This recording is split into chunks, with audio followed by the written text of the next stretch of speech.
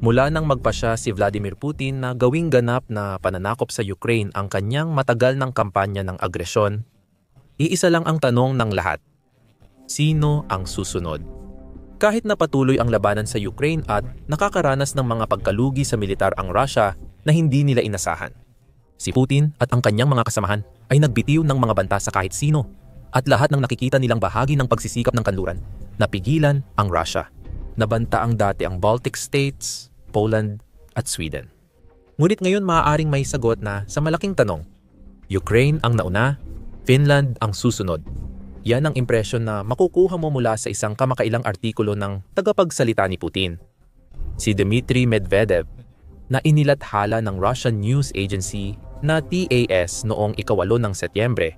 Si Medvedev, Deputy Chairman ng Security Council ng Russia at matibay na kaalyado ni Putin, ay naging presidente ng Russia mula 2008 hanggang 2012. Noong nagpapanggap si Putin na concern sa term limit ng pagkapangulo sa Russia, hindi na kailangan si Medvedev bilang puppet president. Kaya ngayon, ginugugol niya ang kanyang oras sa pagsasabi ng mga bagay na gustong sabihin ni Putin para hindi na kailanganin ni Putin na siya mismo ang magsabi ng mga iyon. Noong Setyembre, marami ring sinabi si Medvedev na pamilyar ang tunog. Sa kanyang artikulo sa TASS, nagpadala ng babala si Medvedev sa Finland na nagsasabing ang dapat tandaan ng bansa ay ang anumang laban sa Russia ay maaaring magdulot ng pagbagsak ng estadong Finnish. Sa wakas, hindi naman kakaiba yon. Sinasabi ng Russia sa lahat ng makikinig na matatalo sila sa digmaan laban sa Russia kung magsisimula man ito. Gayunpaman, ang mga dahilan kung bakit nila ginagawa ang mga banta na ito ang dapat pagtuunan ng pansin ng mundo. Nahuhumaling sa paghahangad ng paghihiganti at determinado na baligtarin ang kinalabasan ng tunggaliang Soviet Finnish. Noong 1939 hanggang 1940, ang pamunuan ng Suomi ay sumabak agad sa digmaan. Sa panig ng Nazi Germany noong tag-init ng 1941, isinulat ni Medvedev na nagpapahiwatig ng mga parunggit na ang Finland ay dating kaalyado ng Nazi. Dagdag niya, ang agresibong layunin ng Helsinki ay tugma sa posisyon ng mga Aleman noong 1940 at 40. Muli, malinaw ang layunin. Gusto ni Medvedev ipaalala sa mambabasa na minsan, nakipagtulungan ang Finland sa Nazi Germany. Nakilahok pa nga ito sa mapaminsalang paglusob sa Leningrad. At totoo lahat ng iyon. Marami pa ring mahalagang konteksto ang kulang sa mga sinabi ni Medvedev. Habang pinalalabas niyang agresibo ang Finland at may Nazi bias, hindi masyadong binanggit ng tagapagsalita ni Putin ang Russo-Finnish War mula Nobyembre 1939 hanggang Marso 1940 na nagtulak sa Finland kumampi sa Nazi. Binanggit niya ito at sinubukang baguhin ang kasaysayan sa pagsasabing nais ng Finland na baguhin ang resulta ng digmaang iyon ayon sa naunang sipi. Hindi binanggit ni Medvedev na Unyong Sobyet ang nagpasimula ng digmaan laban sa bansang mas pipiling huwag sumali sa ikalawang digmaang pandaigdig kung may pagpipilian ito. Ayon sa Encyclopedia Britannica, ang labanan sa Finland na binanggit ni Medvedev ay nagbunyag ng maraming bagay. Ayon sa Finland, naging mabagsik ang mga tao doon dahil nais ng dating Unyong Sobyet na kontrolin ang ilang bahagi ng kanilang soberanong teritoryo. Hindi nagsagawa ng pananakop ang Russia. Nakipagkasundo ang Finland sa Unyong Sobyet sa kasunduan sa Moscow at isinuko ang ilang lupain. Nang subukang bawiin ng Finland ang mga karapat-dapat nitong lupain, nakipag-alyansa ito sa Nazi Germany. Gaya ng karaniwan sa propaganda ng Russia, may ilang totoo pero marami ang kulang. Si Medvedev, tulad ng kanyang kaalyadong si Putin, ay bihasa sa paggawa ng mga alternatibong bersyon ng kasaysayan na sadyang iniiwasan ang anumang pagbanggit na maaaring magpakita ng pagkakamali ng Russia. Tuloy ang sulat ni Medvedev. Tinawag niyang Russophobic ang Finland na base sa kasaysayan nila ng Russia ay maaaring totoo. At na ang pagkauhaw sa tubo kapalit ng kapinsalaan ng Russia ay itinanim daw sa mga minahan ng Finland noong panahon ni Hitler na malinaw namang hindi totoo. Maaaring napapansin na ng mga mapanuring manonood na may nabubuong kawili-wiling pagkakatulad dito. Sinusubukan ni Medvedev na ipakita ang Finland bilang Nazi na bansa na hindi raw nagbago mula ikalawang digmaang pandaigdig at isang bansang porsigidong gawin ang lahat para bantaan si Inang Rusya. Maaaring ituring ng Rusya na banta ang soberanong pag-iral ng Finland. At dyan nagsisimulang mag-ugnay-ugnay ang lahat. Ginawa rin ng Rusya ang parehong mga paratang ng Nazismo laban sa Ukraine upang bigyang katwiran ang di umano'y espesyal na operasyong militar ni Putin at patuloy nilang inuulit ang mga paratang na iyon. Pebrero 2023, sinuri ng British Broadcasting Corporation, FAT, ang talumpati ni Putin na paulit-ulit niyang iginiit ang pag-usbong ng neo-Nazi na rehimen sa Ukraine pagkatapos ng 2014 iyong kasinungalingan. Sa huling parlamentaryong eleksyon ng Ukraine bago ang pananakop ni Putin, 2% lang ng bansa ang bumoto sa mga kandidatong far-right na malapit sa Nazi. Dapat ding tandaan na si Pangulong Vladimir Zelensky ay Hudyo at may mga miyembro ng kanyang pamilya na namatay sa Holocaust, dagdag pa ng British Broadcasting Corporation. Noong Setyembre 2024 iniulat ng Al Jazeera na inulit ni Putin ang kanyang pahayag tungkol sa Nazi. Ayon sa kanya, bahagi ng kanyang dahilan sa pagsakop sa Ukraine ay upang protektahan ang mga nagsasalita ng Ruso mula sa isang neo-Nazi na diktadura. Paulit-ulit pinipilit ng Russia na ipakita sa mundo na ang Ukraine ay isang bansang Nazi, gaya ng Germany noong 1930 hanggang 1945. Napakasimple ng ideya. Kinamumuhian ng mundo ang mga Nazi. Ganito ang katuwiran ni Putin. Maiintindihan ng mundo ang pag-atake ng Russia sa isang bansa kung tatawagin niya silang Nazi. Ngayon, gamit si Medvedev, ginagawang paratang din ni Putin laban sa Finland. Nakakabahala ang pagkakatulad nito sa Ukraine. Mas masama pa, hindi lang Nazi ang maikukumpara sa kamakailang pahayag ni Medvedev ukol sa Finland. Napunan ng Institute for the Study of War na inulit ni Medvedev sa kanyang artikulo ang mga paratang ng pag-uusig ng Finland sa etnikong Ruso, gaya ng mga sinabi ng Russia laban sa Ukraine. Binanggit niya ang pagtatangkang putulin ng Finland ang ugnayan sa Russia at ipinagluluksa ang kapalaran ng mga Suomi na malapit sa hangganan ng Russia. Dati silang tumatanggap ng malalaking benepisyo mula sa aktibong bilateral na kalakalan at ugnayang ekonomiya. At natural lang na nag-atubili silang ipahayag ang galit sa mga hangal na patakaran ng mga awtoridad ng Finland na labag sa kanilang interes ayon kay Medvedev. May pagkakatulad din ito sa mga pahayag ng Russia tungkol sa Ukraine bago sila sumalakay. Bukod dito, may dalawang salita sa isinulat ni Medvedev na agad naging pamilyar, mga ugat na sanhi. Gamit ni Putin ang malabong pariralang iyon para bigyang katwiran ang digmaan niya sa Ukraine.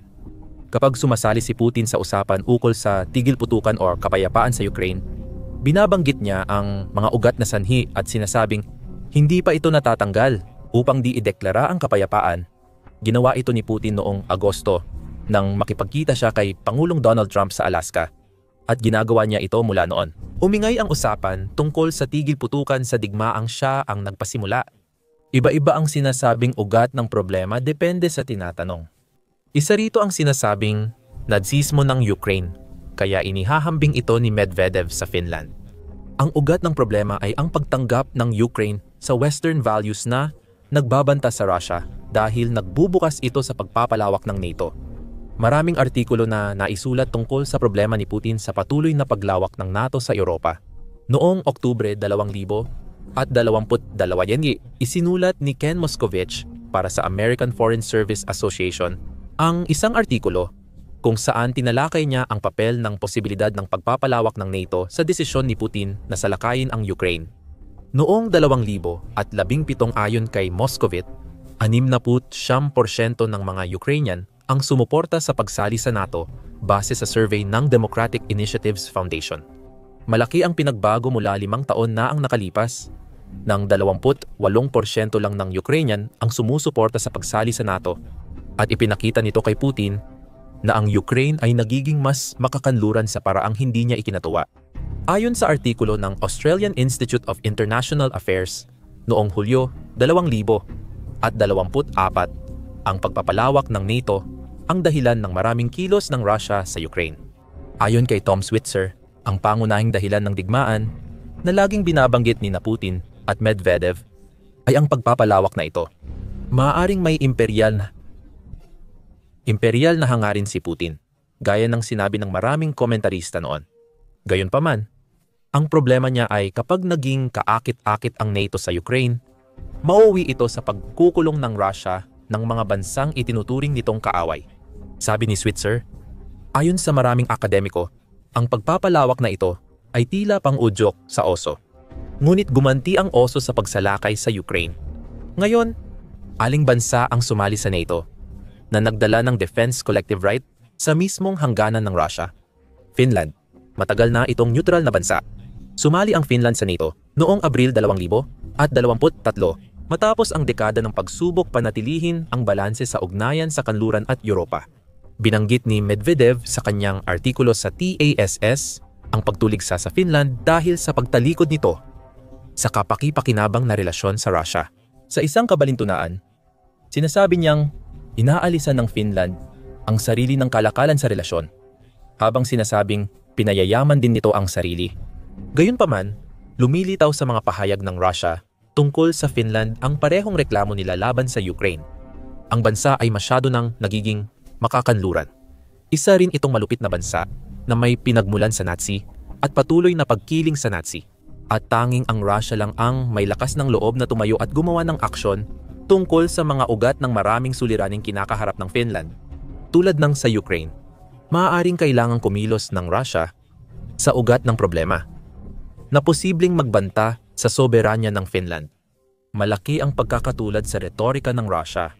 Ayon sa Institute for the Study of War, ginagawang panakip-sala na ng Russia ang Finland sa mga hinaing nito laban sa kanluran. Ang banta ni Medvedev sa Finland ay bahagi ng patuloy na pananakot ng Kremlin sa mga NATO state at pagpapalakas ng posibleng agresyon ng Russia. Ayon sa Institute for the Study of War, noong Marso, 13 sinabi ng tagapayo ng Pangulo ng Russia at dating Security Council Secretary na si Nikolai Patrushev na tinangka ng Finland na lipulin ang mga Slav at na muli umanong ginagawa ng kanluran ang Finland bilang isang lunsaran para sa agresyon laban sa Russia. Dati, ang Ukraine ang magsisilbing lunsaran na iyon. Kaya kinailangan ng Russia na salakayin ito. Habang abala ang Ukraine sa digmaan at tiwalang mananalo ang Russia, ngayon napupunta ang atensyon sa Finland. Kabahagi nito ang hangganan ng Russia at mas pinalapit pa nito ang ugnayan sa kanluran dahil sa pagiging miyembro ng NATO. Tinatanggihan na rin ng Finland ang Russia. Kaya naging banta na rin ang Finland. Katulad ng Ukraine. Diretsahang sinabi ng Euromaidan Press yan, ang ginagawa ni Medvedev sa kanyang artikulo sa TIS sa Russian media. Karamihan ng balita tungkol sa Finland ay nauukol sa paglikha ng dahilan para bigyang katwiran ng Russia ang posibleng digmaan. Sinuri rin nito ang artikulo ng Institute for the Study of War na nagsasabing tinasa ng Institute for the Study of War na ginagamit na ngayon ng Kremlin ang parehong disinformation playbook laban sa mga miyembro ng NATO tulad ng Finland at mga Baltic states. Ayon sa think tank, bahagi ito ng mas malawak na pagsisikap na gawing normal ang tunggalian kontra NATO at ihanda ang impormasyon para sa posibleng paglala ng sitwasyon. Layunin talaga ni Putin na itulak paatras ang NATO. Iyan marahil kasabay ng kanyang kagustuhang wasakin ang soberanya ng Ukraine, ang naging ugat ng espesyal na operasyong militar. Ngayon, habang si Medvedev ay nagsisimula ng gumamit ng kaparehong pananalita at inihahambing ang Ukraine sa Finland, mukhang muling nagsisimula ang kampanya ng impormasyon ng Russia. Kapansin-pansin, inilathala ng TIS, ahensyang balita ng Russia, ang artikulo ni Medvedev. Gusto ni Putin na basahin ng kanyang mga tao ang artikulo para makita ang Finland bilang kasabwat ng Nazi at banta sa Russia. Dahil ang ilusyon na iyon ay gagamitin ng Russia para bigyang katwiran ang kanilang pananakop sa harap ng sariling mamamayan, kahit kinokondena ito ng mundo. Si Medvedev na mismo ang nagsabi nito ng malinaw. Habang nagtatayo ng bagong linya ng Mannheim bilang paghihiganti, naghahanda rin sila ng pasilidad militar para sa bagong agresyon laban sa Russia. Mahalaga para sa pamahalaan ng Finland na tandaan na ang pakikipagbanggaan sa amin ay maaaring magdulot ng pagbagsak ng kanilang estado. Hindi na sila kaaawaan tulad noong 1944 at wala nang makikinig sa kanila. mga kwentong pambata tungkol sa kilusan bago matulog. Sabi nga nila, sita sa mitatila, kung ano ang in-order mo, yun ang makukuha mo. Sinasabi niya sa mga Ruso na parang nang-aaway ang Finland. Paano mo masisisi ang Russia kung ibibigay nila ang laban na yon sa Finland? Hindi ibig sabihin na sasakupin na nila ang Finland. Kalokohan para kay Putin na mag-utos ng ganitong pagsalakay habang abala pa ang kanyang tropa sa Ukraine, kung saan libo-libo ang namamatay kapalit ng maliit na teritoryo. Gayunpaman, malinaw sa mga salitang ginagamit na inihahanda na ng Russia ang kanilang sarili para sa isang digmaan, na halos kapareho ng ginawa nila bago salakayin ang Ukraine. Malinaw ang tanong, handa na ba ang Finland na makipagdigma sa Russia? Kung sundalo at gamit lang, hindi pa. Lalo na kung sila lang ang lalaban sa digmaan.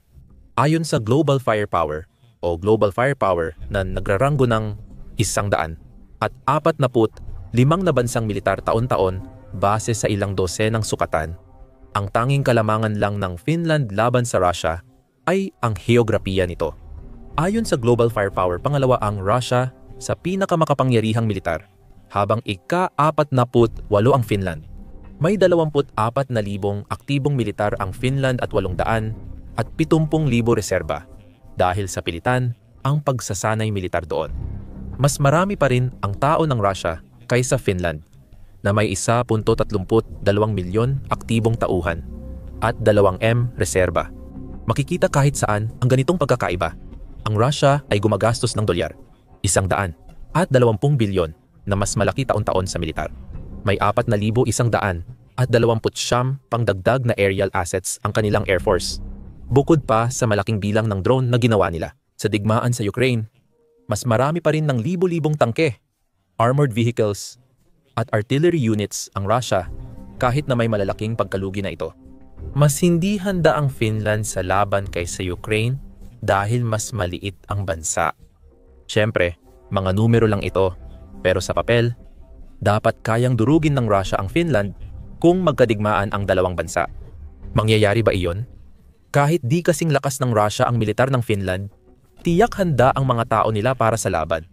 Yan ay inulat sa isang artikulo noong Mayo ng The Times na nagsabing ang Finnish na si Su, nakahalintulad ng tapang o tibay, ay sumasalamin sa kasalukuyang ugali ng mga taga-Finland. Ayon kay Pasira Takainin, isang senior civil defense planner, naniniwala kaming Sisu ang aming superpower.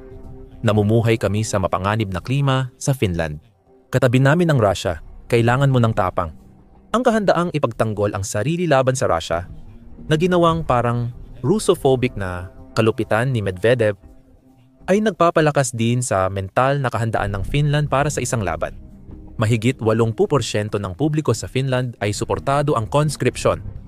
Kaya maraming tao ang sanay at pwedeng maglingkod bilang reserba ng hukbo. Sabi ng isang opisyal sa Times, may sarili kaming kasaysayan at heograpiya. Tuwing may sinasabi ang aming kapitbahay na si Putin, naaalala namin na kami mga Pinoy sa Finland ay hindi madaling kabahan. Hindi ito natural sa amin. Mukhang ito ang refleksyon ng pag-iisip ng mga Pinoy sa Finland ngayon. Huwag matakot, maghanda ka lang. At ang paghahanda ang eksaktong ginagawa ng Finland, lalo na ngayong 2025. Ayon sa ulat ng UNN noong Agosto 25, ginagawa ng Finland ang lahat ng makakaya nito para patibayin ang hangganan na pinagsasaluhan nila ng Russia hanggat maaari. Kasama sa pagpapatibay ang pagtatayo ng 100 at 24 milyang bakod laban sa dagsa ng undocumented na imigrante sa Finland. Dahil ito sa hybrid warfare tactics ng Russia. Isa pa itong bagay na hindi binanggit ni Medvedev sa kanyang opinyon. Ipinapakita nito kung paano nililinis ng Russia ang papel nila sa tensyon at laging ibinabaling ang sisi sa kabila. Ang pagtatayo ng bakod ay kasunod ng pagsasara ng lahat ng border checkpoint noong Nobyembre 2023. Dalawa sa mga checkpoint ay muling binuksan matapos ang isang buwan kahit patuloy ang pagdagsa ng ilegal na imigrante. Noong Abril 2025 muling isinara ang border at mananatiling sarado habang may banta ang Finland mula sa Russia. Noong Agosto, iniulat ni Militani na gumagawa ang depensa ng Finland ng underground fortifikasyon na may tirahan at labanan sa isang malaking kompleks. Ang pagtira sa ilalim ng lupa ay makakatulong protektahan ang mga Finnish mula sa drone, artillerya, at iba pang sandata ng Russia sa posibleng digmaan. Ayon kay Militani, ginagawa ng Finland ang underground defense sa base sa mga natutunan nila mula sa digmaan sa Ukraine. Hindi na kailangan ng Finland basahin ang sinabi ni Medvedev para malaman na naghahanda ang Russia sa pananakop. Alam na nila at naghahanda na sila. Gayunpaman, hindi pa rin sapat ang lahat ng ito para magawang ipagtanggol ng Finland ang sarili laban sa buong lakas ng militar ng Russia ng sapat na katagalan para makamit ang tagumpay. Pero diyan pumapasok ang tinatawag na ugat ng problema na gustong pag-usapan ng Russia. Nilusob ni Putin ang Ukraine dahil sa takot niyang sumali ito sa NATO. Sa kaso ng Finland, kailangan na niyang harapin ang bansang nasa NATO na. Ironically, hindi sana naging bahagi ng NATO kung wala ang digmaan sa Ukraine. Bilang miyembro ng NATO, protektado ang Finland ng Artikulo 5 ng NATO Charter na nag-uutos ng pagtutulungan at pagtatanggol sa anumang kasaping inaatake sa sariling teritoryo. Iyan, higit sa lahat ng paghahanda ng Finland, ang maaaring pumigil sa anumang susunod na hakbang sa bawat pagtatangkang siraan ng Rusya ang Finland tulad ng ginawa nila sa Ukraine. Napaka-aktibo rin ng Finland sa pagiging miyembro nito sa NATO. Ayon sa Kiev Post, pinayagan ng Ukraine ang NATO magbukas ng Regional Land Forces Command Center sa Mycheli, malapit sa hangganan ng Rusya. Sa loob ng 2 taon, aktibo itong sumali sa pagsasanay ng NATO na tinuligsa ni Putin bilang panguudyok, habang hindi pinapansin na aksyon ng Rusya ang nagtulak sa pagsali ng Finland. Ipinapakita ng sinabi ni Medvedev ang iniisip ni Putin. Pinag-iisipan ng leader ng Rusya ang posibleng labanan kontra Finland at ginagamit ang paborito niyang tagapagsalita para agad maghanda ng mga dahilan. Handa ang Finland dahil sa kakaibang pag-iisip ng mga tao at mga hakbang nila para protektahan ang sarili bilang miyembro ng NATO mula nang salakayin ang Ukraine. Habang naghahanda ang Finland sa labanan, ang Poland ay kasalukuyang nakikibaka na. Noong unang Setyembre, inilunsad ng Russia ang malawakang drone attack sa Poland. Sa madaling salita, ito ay pag-atake sa NATO member. Alamin ang nangyari pagkatapos sa aming video at mag-subscribe sa The Military Show para sa balita kung paano naghahanda ang NATO sa Europa para sa posibleng digmaan laban sa Russia.